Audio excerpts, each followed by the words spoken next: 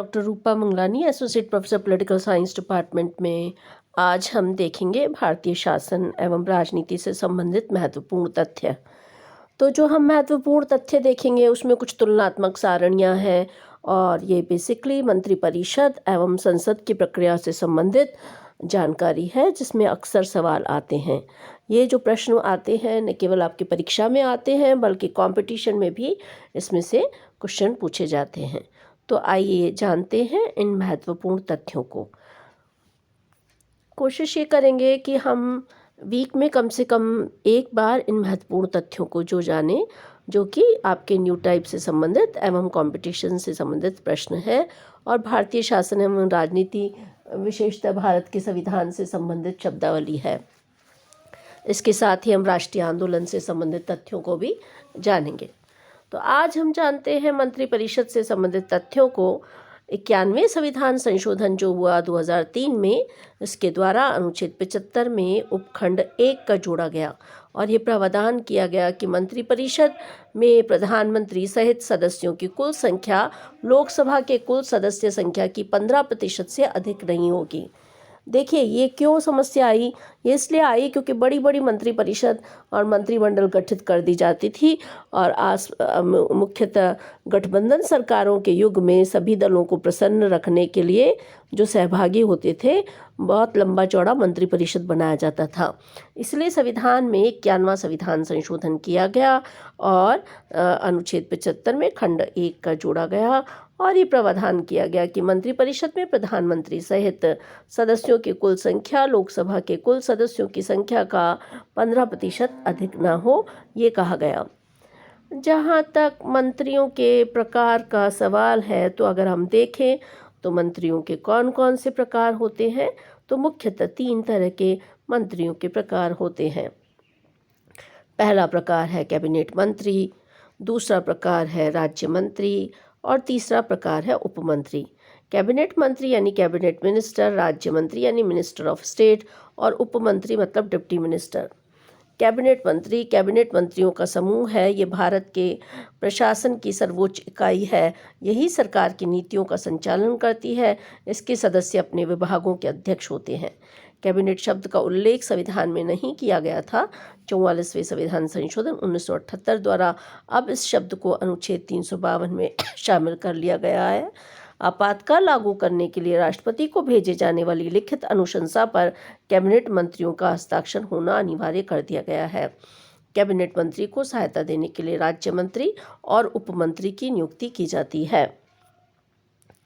जहाँ तक राज्य मंत्रियों का सवाल है, तो राज्य मंत्रियों की 2 श्रेणियाँ होती हैं। एक तो स्वतंत्र प्रभार वाले राज्य मंत्री होते हैं और दूसरा वे राज्य मंत्री जिन्हें स्वतंत्र प्रभार नहीं दिया गया है। स्वतंत्र प्रभार का मंत्री अपने विभाग का प्रमुख होता है, जबकि बिना स्वतंत्र प्रभार वाला मंत्री कैबिनेट मंत्री के अधीन काम करता है। उपमंत्री का जहाँ तक सवाल है, तो उपमंत्री कनिष्ठ मंत्री होता है जो किसी कैबिनेट मंत्री अथवा स्वतंत्र प्रभार वाले मंत्री के अधीन काम करता है।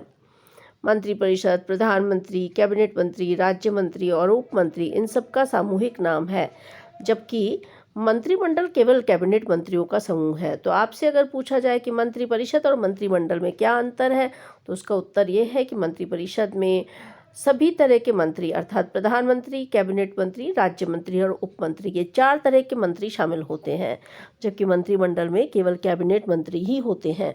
आकार में मंत्रिपरिषद बड़ी होती है और मंत्रिमंडल छोटा होता है, लेकिन महत्व की दृष्टि से मंत्रिमंडल बड़ा होता है क्योंकि वही शासन की नीति का संचालन करता है। तो इस प्रकार हमने देखा कि मंत्रिपरिषद और मंत्रिमंडल में क्या अंतर है और हमने ये भी देखा कि राज्य मंत्रियों की कितनी श्रेणियां होती हैं।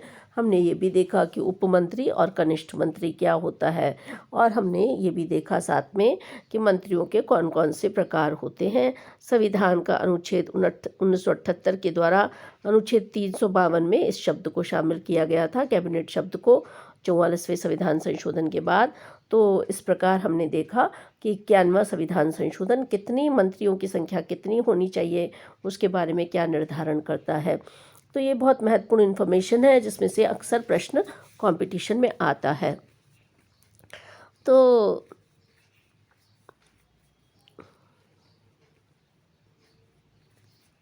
इसके साथ ही अगर हम महत्वपूर्ण शब्दावली को देखें तो इस महत्वपूर्ण शब्दावली में भी कुछ सवाल आते हैं जो आपको जानने चाहिए।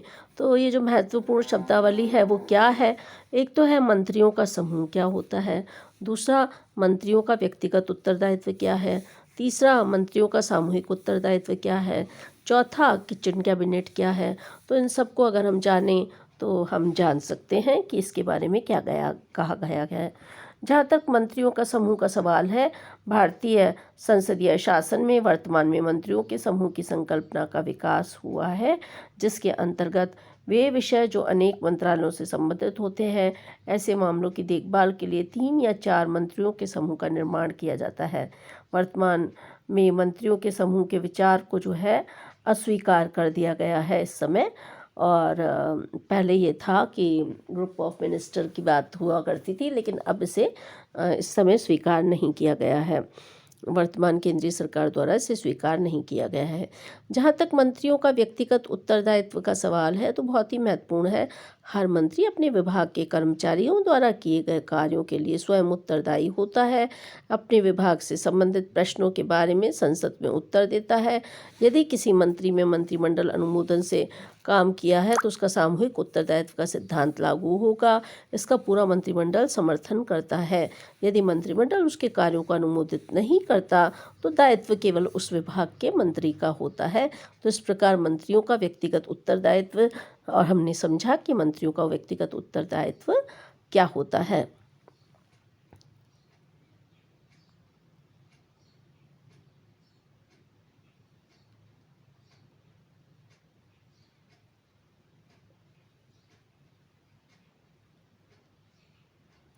इसके साथ ही मंत्रियों का जो सामूहिक उत्तरदायित्व है उसको अगर हम समझें, कलेक्टिव रेस्पॉन्सिबिलिटी को समझें, तो मंत्रिमंडल सामूहिक रूप से लोकसभा के प्रति उत्तरदायी होती है।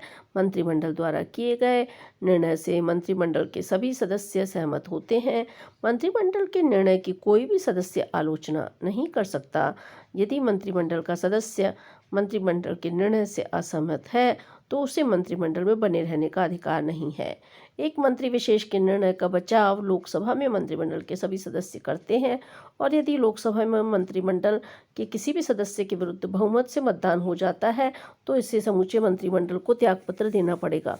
इसलिए संसदीय शासन के संबंध में यह कहा जाता है कि मंत्रिमंडल के सदस्य साथ साथ तैरते हैं और साथ साथ डूबते हैं।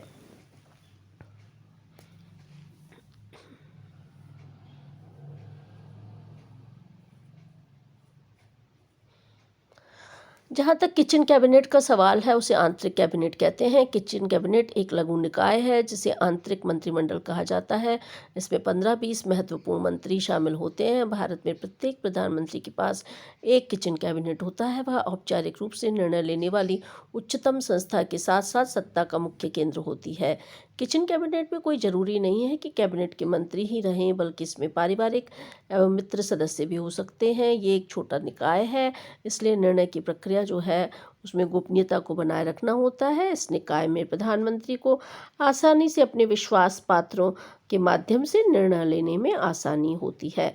तो इस प्रकार हमने देखा महत्वपूर्ण शब्दावली में कि मंत्रियों का समूह क्या होता है, उसकी वर्तमान स्थिति क्या है, मंत्रियों का व्यक्तिगत उत्तरदायित्व क्या है, उसकी स्थिति क्या है, मंत्रियों का सामूहिक उत्तरदायित्व क्या है, उसकी क्या स्थिति है, किचन कैबिनेट क्या होता है या आंतरिक कैबिनेट क्या होता है, उसमें कितने सदस्य होते हैं, वो निर्णय लेने वाली उच्चतम संस्था है या नहीं है, इसको हमने देखा। इसके साथ ही हम जानेंगे, जहाँ तक संसदीय कार्यवाही का सवाल है तो कुछ प्रश्न इस वाले हिस्से से भी आता है, इसे जानिए। धन विधेयक और वित्त विधेयक में अंतर पूछा जाता है। धन विधेयक क्या है और वित्त विधेयक क्या है, इसको समझना होगा। तो धन विधेयक को पारित करने की प्रक्रिया संविधान के अनुच्छेद 109 में दी गई है, जबकि वित्त विधेयक को पारित करने की प्रक्रिया अनुच्छेद 117 में बताई गई है।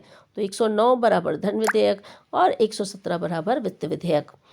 दूसरी बात यह है कि धन विधेयक में सिर्फ अनुच्छेद 110 में निर्दिष्ट विषय आते हैं, जबकि वित्त विधेयक में अनुच्छेद 112 में निर्दिष्ट विषय तथा कुछ अन्य विषय भी होते हैं। धन विधेयक का विषय क्षेत्र वित्त विधेयक की अपेक्षा सीमित होता है, अतः प्रत्येक धन विधेयक वित्त विधेयक होता है, जबकि वित्त विधेयक धन विधेयक से व्यापक होता है। अतः प्रत्येक वित्त विधेयक ये आवश्यक नहीं है कि वह धन विधेयक ही हो।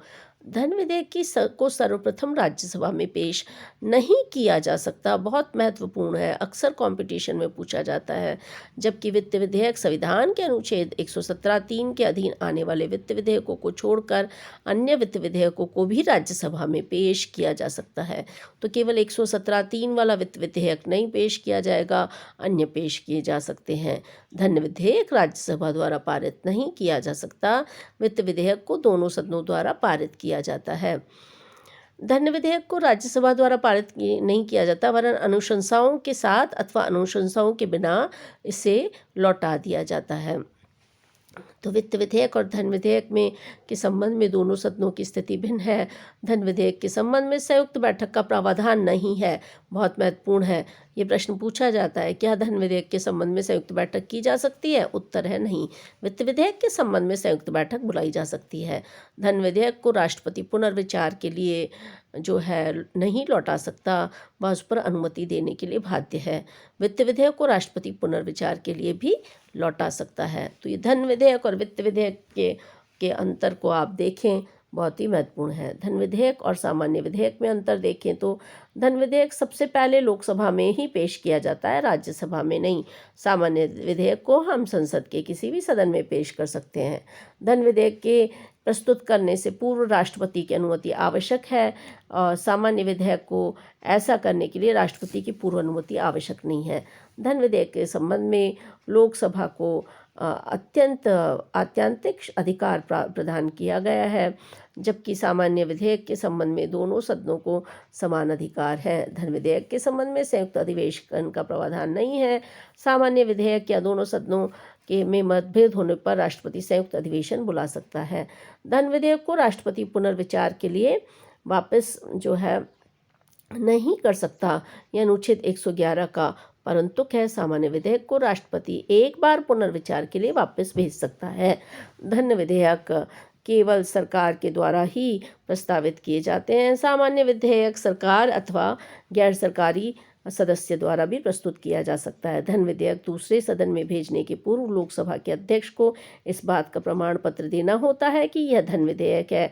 साधारण विधेयक को दूसरे सदन में भेजने से पूर्व लोकसभा के प्रमाण पत्र की आवश्यकता नहीं है।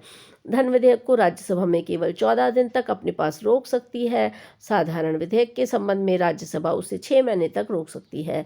धन विधेयक 14 दिन के बाद राज्यसभा द्वारा पारित माना जाता है। दूसरे सदन द्वारा 6 महीने तक साधारण विधेयक पारित न किए जाने पर राष्ट्रपति संसद के दोनों सदनों का संयुक्त अधिवेशन बुला सकता है।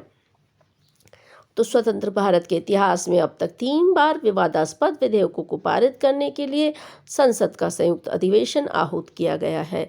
तो आइए देखते हैं ये कब कब आहूत किया गया है। 6 मई 1961 को प्रधानमंत्री जवाहरलाल नेहरू के कार्यकाल में दहेज निरोध विधेयक पारित करने के लिए संयुक्त अधिवेशन बुलाया गया था।